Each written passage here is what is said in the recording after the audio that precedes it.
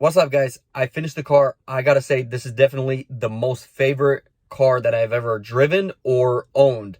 I've driven a lot of cars, not all of them.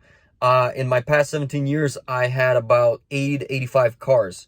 I would buy them salvage, fix them, flip them, and definitely none of them top this car. This one is a Stealth Performance. You know, it has the original suspension, which is not too stiff. And then come to find out, not only is it a Stealth Performance Model 3, it has the full self-driving. So whoever owned this car paid the 10 grand to put this full self-driving in here. So I got super lucky on this car.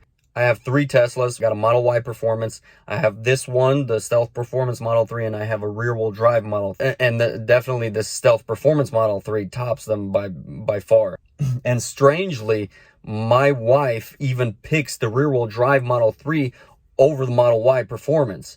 That's how fun these Model 3s are to drive. And you can imagine this Model 3 Performance, Stealth Performance, 3.10 to 60.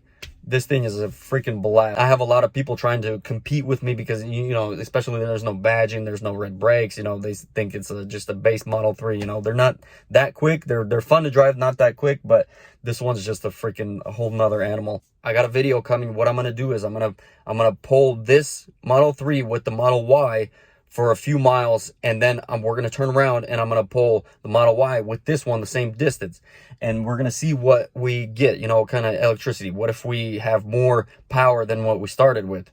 We might discover something new. Elon Musk, contact me. Like, share, subscribe. I got more videos. I got the Cybertruck replica coming from the Prius C.